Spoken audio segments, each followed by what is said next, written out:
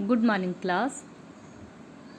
बच्चों, आज हम पढ़ेंगे बसंत भाग 3 का पाठ 11, जब सिनेमा ने बोलना सीखा। यह एक निबंध है। सिनेमा कैसे हमारे देश में, सिनेमा यानी फिल्में, ठीक है, कैसे उनकी शुरुआत हुई। उससे पहले बोलना सीखा यानी जब जो है बोलने वाली, जब फिल्मों में आवाज़ आई, वीडियो के साथ साथ ऑडियो भी आई, है ना। इससे पहले जो है मूक फिल्में यानी साइलेंट फिल्में हुआ करती थी, लेकिन जब जो है किरदार जो हैं फिल्मों के, उनके डायलॉग्स जो हैं हमें सुनाई देने लगे। ये कब हुआ, इसके लिए कैसे, किसने सोचा, कौन सी पहली फिल्म बनी जिसमें जो है हम किरदारों को बोलते हुए सुन पाए, और क्या क्या प्रयास के लिए किए गए, ये सभी हम जो है इस निबंध के अंतर्गत पढ़ेंगे। ठीक है, तो पहली लाइन है, वे सभी सजीव हैं, सजीव यानी जीवित, सांस ले रहे हैं, 100%, 100% यानी 100% बोल रहे हैं। ठीक है, 78 मुर्दा इंसान जिंदा हो गए, उनको बोलते बातें करते देखो। देश की पहली सवाक यानी बोलती फिल्म आलम आरा के पोस्टरों पर विज्ञापन की पंक्तियाँ लिखी हुई थी।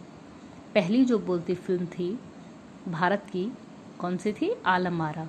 और उसका जो विज्ञापन था, एडवर्टाइजमेंट या जो पोस्टर लगते हैं, उन पोस्टर पे जो विज्ञापन थी, उनकी लाइनें क्या थी? ये लिखी हुई थी, वे सभी सांस ले रहे हैं, वे सभी जीवित हैं, और 78 मुर्दा इंसान जिंदा हो गए, उनको बोलते हैं बातें करते हुए देखो, है ना। 14 मार्च 1931 की वह ऐतिहासिक तारीख भारतीय सिनेमा में बड़े बदलाव का दिन था। ठीक है, इसी दिन पहली बार भारत के सिनेमा ने बोलना सीखा था। पहली जो बोलती फिल्म थी आलम आरा कब रिलीज़ हुई? 14 मार्च 1931 को।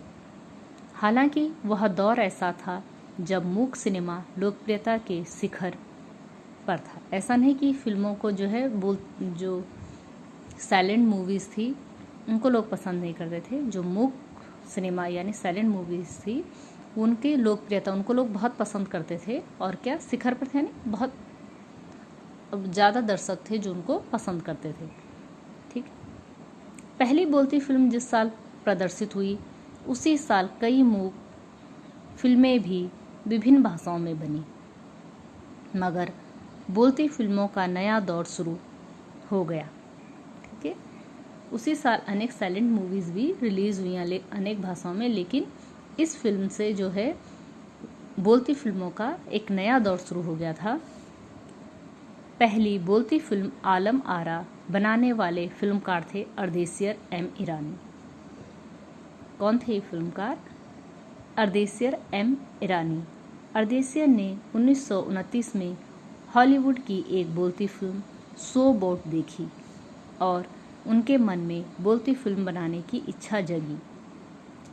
फारसी रंगमंच के एक लोकप्रिय नाटक को आधार बनाकर उन्होंने अपनी फिल्म की पटकथा लिखी। अर्देशियर एम ईरानी जो पहली बोलती फिल्म के फिल्मकार थे, उन्होंने 1929 में एक हॉलीवुड मूवी जिसका नाम था शो बोट, वो देखी, और उससे देखने के बाद ही उनके मन में विचार आया कि क्यों ना हिंदी में भी एक बोलती फिल्म बनाई जाए। और उसके लिए उन्होंने क्या किया? फारसी रंगमंच के एक लोकप्रिय नाटक को चुना। ठीक है, और इस नाटक के कई गाने जो हैं उन्होंने ज्यों के त्यों अपनी फिल्म में ले लिए। एक इंटरव्यू में अर्देशियर ने उस वक्त कहा था, हमारे पास कोई संवाद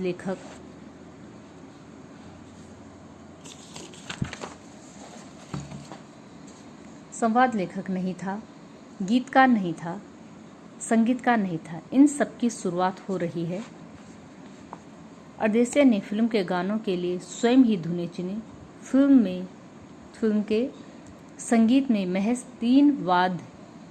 3 म्यूजिक इंस्ट्रूमेंट, कौन कौन से? तबला, हारमोनियम और वायलिन का इस्तेमाल हुआ। सिर्फ 3 ही म्यूजिक इंस्ट्रूमेंट यूज हुए। कौन कौन से?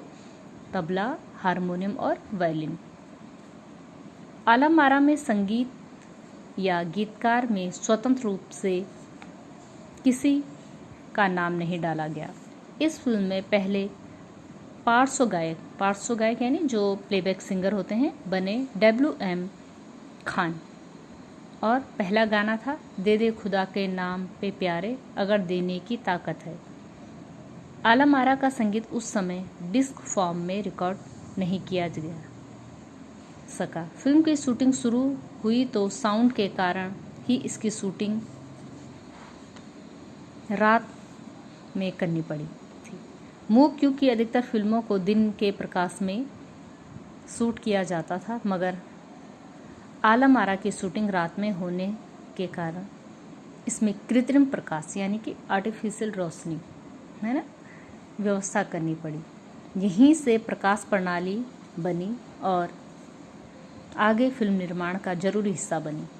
ठीक है, जो फिल्म में जो लाइट्स होती हैं उनकी शुरुआत भी इसी फिल्म से पड़ी, क्योंकि दिन में जो है शोर बहुत होता था, तो जो है इस फिल्म की रिकॉर्डिंग के लिए ज़्यादातर जो है रात का समय चुना गया इसकी शूटिंग के लिए, और उसके लिए जो है रोशनी के लिए कृत्रिम यानी आर्टिफिशियल रोशनी की ज़रूरत पड़ी, प्रकाश की ज़रूरत पड़ी। ठीक, आलम आरा ने भविष्य के कई स्टार और तकनीशियन तो दिए ही, अर्देशियर की कंपनी तक ने भारतीय सिनेमा के लिए 150 से अधिक मूक और लगभग 100 सवाक फिल्में बनाई। और अर्देशियर की कंपनी ने क्या किया, बहुत सारे इस जो नई फिल्म बनी थी पहली बोलती फिल्म, इसके साथ बहुत सारी चीज़ें नई हुई।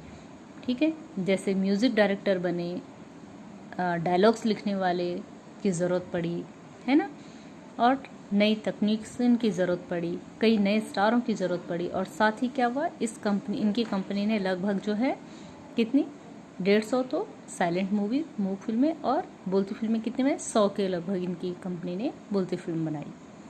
ठीक है, Alam Ara film Arabian nights जैसी फैंटेसी थी।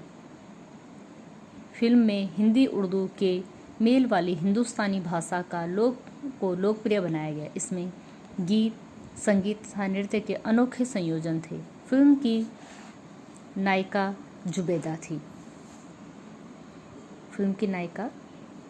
थी। नायक थे विट्ठल। ठीक है, वे उस दौर के सर्वाधिक पारिश्रमिक लेने वाले स्टार थे। इस फिल्म की जो हीरोइन थी, जो नायिका थी, वो जुबैदा थी, और जो नायक थे वो थे कौन, विट्ठल, जो उस समय के जो है सबसे ज़्यादा पारिश्रमिक बोलते हैं बेटा, सैलरी या वेतन या जो है फीस लेने वाले स्टार थे। उनके चयन को लेकर भी एक किस्सा काफ़ी चर्चित है। विट्ठल को उर्दू बोलने में मुश्किल आती थी।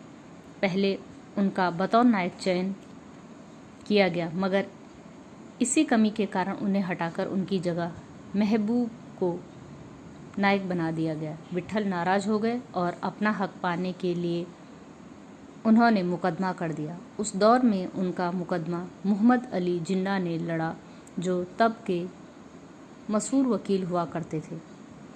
विट्ठल मुकदमा जीते और भारत की पहली बोलती फिल्म के नायक बने। उनकी कामयाबी आगे भी जारी रही। मराठी और हिंदी फिल्मों में वे लंबे समय तक नायक और स्टंटमैन के रूप में सक्रिय रहे।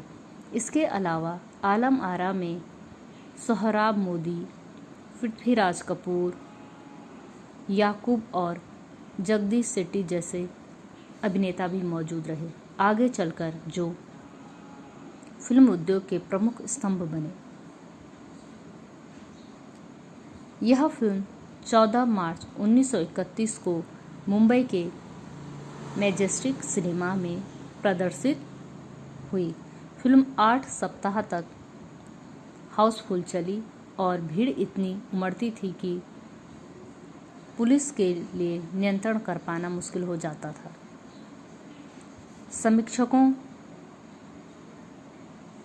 समीक्षकों ने इसे भड़कीली फैंटेसी फिल्म करार दिया था, मगर दर्शकों के लिए यह फिल्म एक अनोखा अनुभव थी। यह फिल्म 10,000 फुट लंबी थी और इसे 4 महीनों की कड़ी मेहनत से तैयार किया गया था।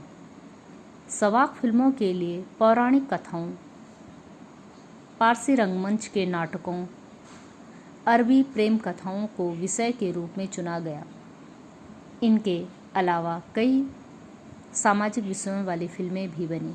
ऐसी ही एक फिल्म थी खुदा की शान। इसमें एक किरदार महात्मा गांधी जैसा था। इसके कारण सवाक सिनेमा को ब्रिटिश प्रशासकों की तीखी नज़र का सामना करना पड़ा।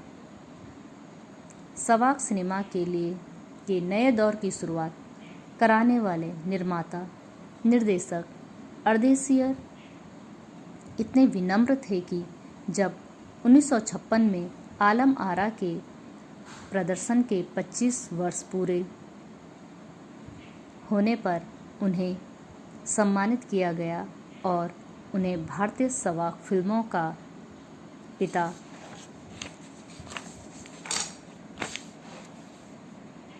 कहा गया, तो उन्होंने उस मौके पर कहा था, मुझे इतना बड़ा खिताब देने की ज़रूरत नहीं है।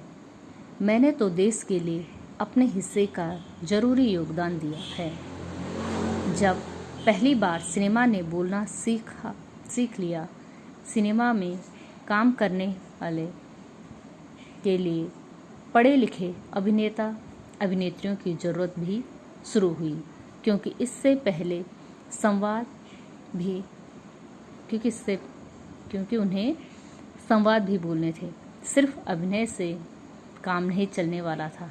मूक फिल्मों के दौर में तो पहलवान जैसे शरीर वाले, स्टंट करने वाले और उछल कूद करने वाले अभिनेताओं से काम चल जाया करता था।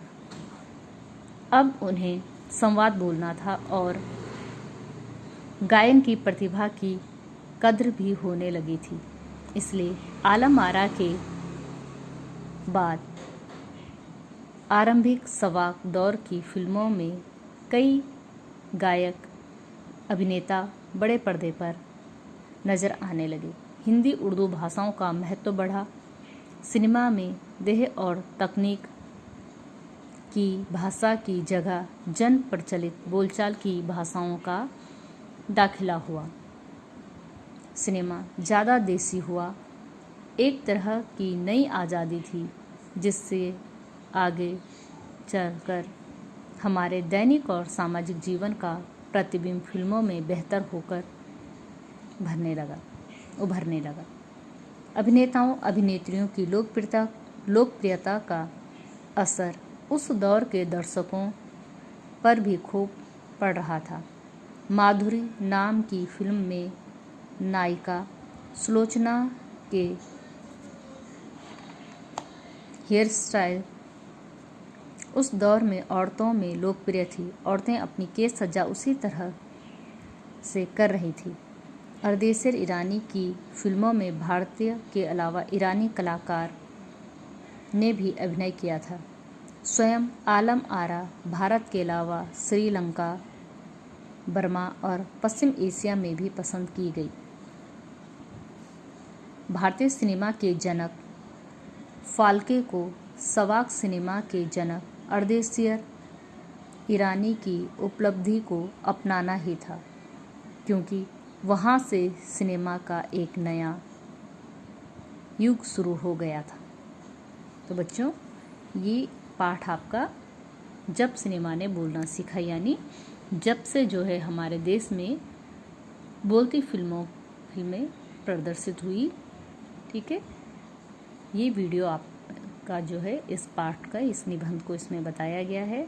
आप लोग इसको पढ़ेंगे। ठीक है, इसमें जो है शब्दार्थ आपके पाठ के पीछे शब्दार्थ दिए गए हैं। इस शब्दार्थ भी आप लोग ज़रूर लिख लीजिएगा। आपके पाठ के पीछे ये शब्दार्थ दिए गए हैं। ठीक है, इन्हें भी अपनी कॉपी में ज़रूर लिख लीजिएगा।